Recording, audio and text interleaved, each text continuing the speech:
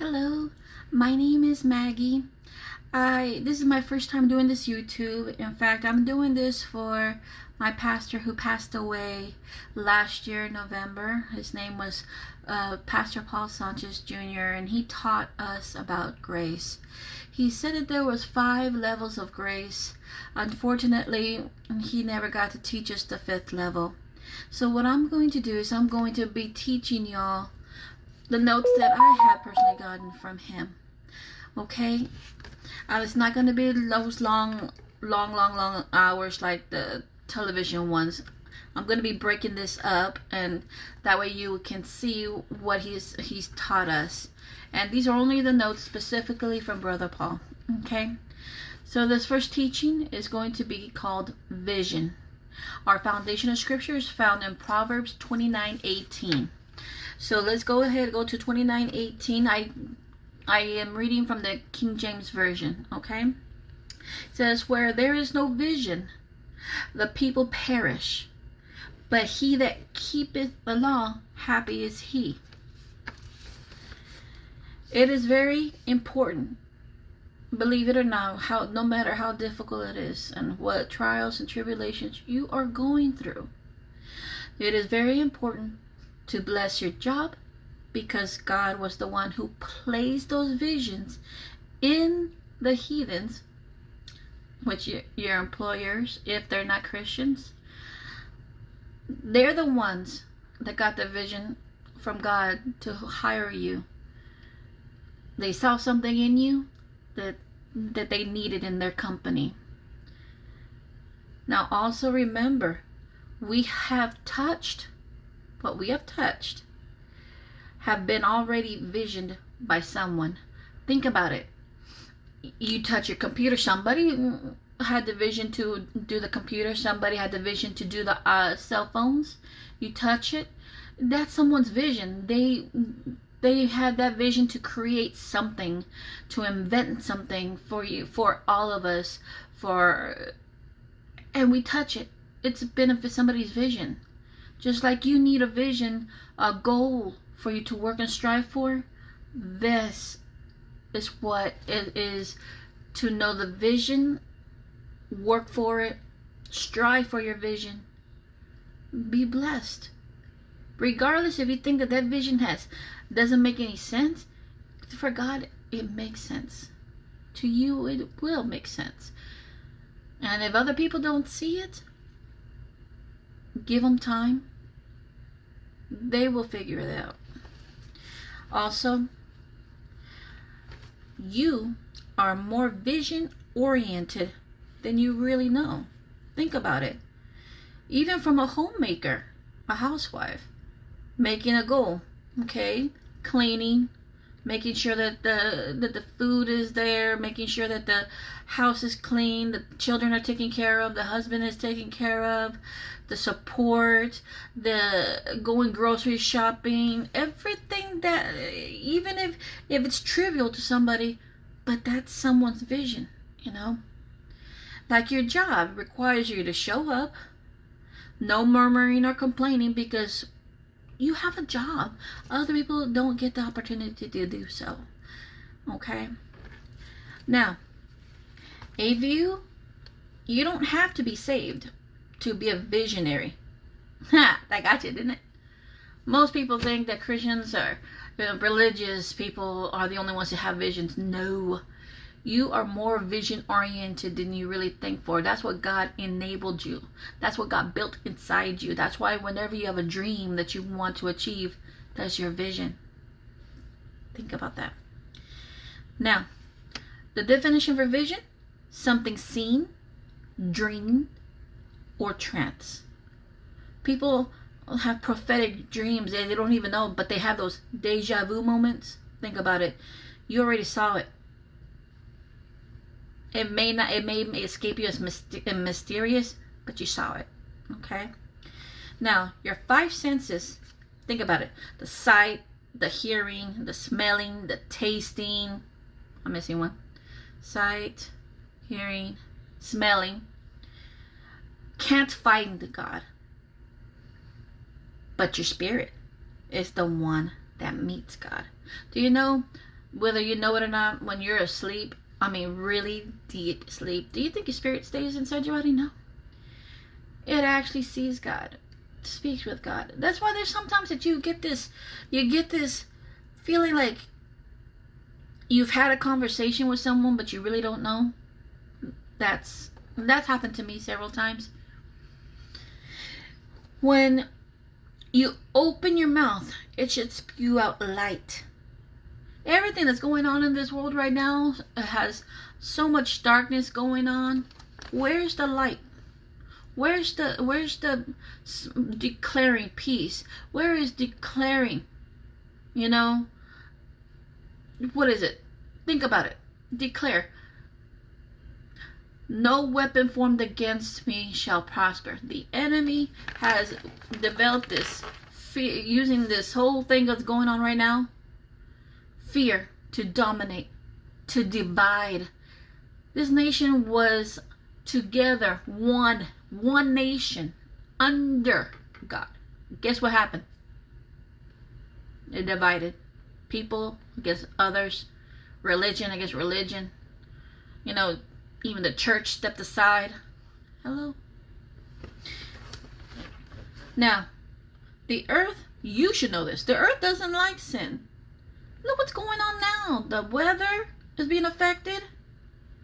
Even the rocks moan and groan. You're complaining. You're murmuring. Your hatred. Your rebelliousness. You of all people should know this. Rebellion is a sign of witchcraft. Who has witchcraft? The devil. The enemy, the demonic force. And you are allowing that to happen? Seriously? What happened to the faith, the trust, the belief? People need to get back to the word. Pastors, instead of asking for money, and organizations needing money, teach. Bring out the light that God enabled all of us. Right down to a baby, a little child who doesn't even know race, doesn't know color, doesn't know none of that.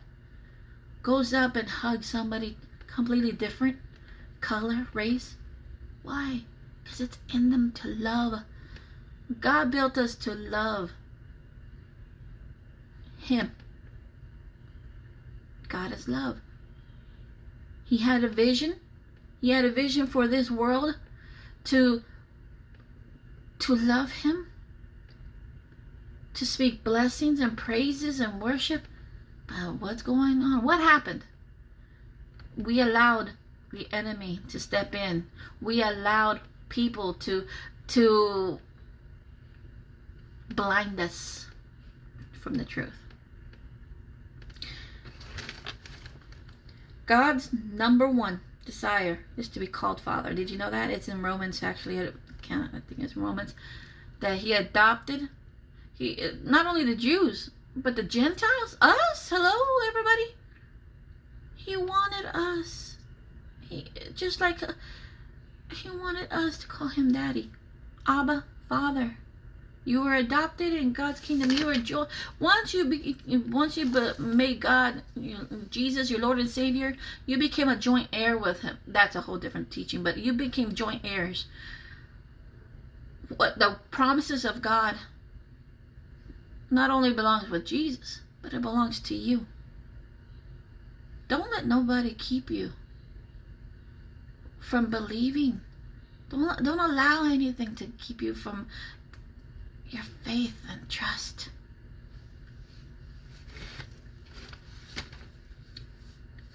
Your brain and your heart are very important to God.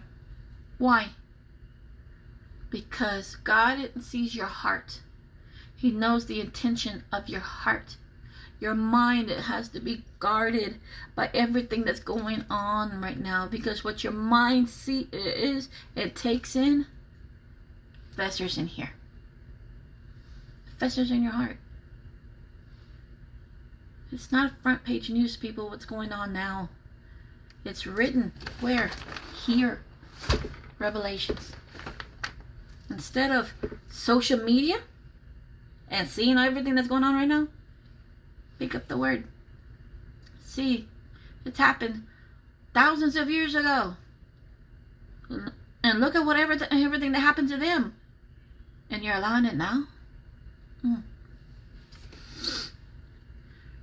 With your vision, you need to speak your vision. I'll give you an example. Myself. I like to write. I like to publish books. Granted, it's not best-selling novels, but my vision is to write, and I enjoy it. Think about that. What you're striving for, the vision that you have in front of you, speak it, declare it. It's coming to pass. It's going to come to pass. Okay? Some visions have been known to die on the vine. Why? See, you keep it clustered, but that's where it stays. It doesn't bloom. It doesn't spread because you don't speak it. You allow fear to keep you from your vision, to allow you to fulfill the purpose that God intended you to do, and you cringe back. That ought not be so. I don't want to make it to where you have so much information. So I'm going to leave you with this one. We depend on technology so much that if it breaks, we think nothing can be done. Have you ever seen people have their cell phones as their lifeline? The only way of communication, texting, computers, internet. But then it goes like that Y2K thing that happened. Oh, come on now. You're not gonna die if you don't have your cell phone for one day. But people depend on technology so much that they just seem to forget that there's paper and pen. I like to write with my paper and pen, and then I put it on computer. Nothing wrong with that. Nothing's wrong with technology. God made it to where people made it so where the people can actually do so much with technology, and there's nothing wrong with it. But when you depend on it so much instead of depending on the one person that even gave the vision, you put God back there in the back burner, and they think that your God is your technology. No, that ought not be so. My pastor would always say, grace is a sensation, but it's not an overnight sensation. That means what I'm teaching you right now, what I'm reading to you, may not make you change like that, but it'll make you think. And I'm not speaking to your physical mind. I'm speaking to your spirit. I'm going to be doing these teachings until I am done with the last teaching of Brother Paul. His dream, his vision was to go on YouTube. So I am doing this for him. And I hope that what I teach, what I'm showing you, what I'm reading to you, that it gets to your heart.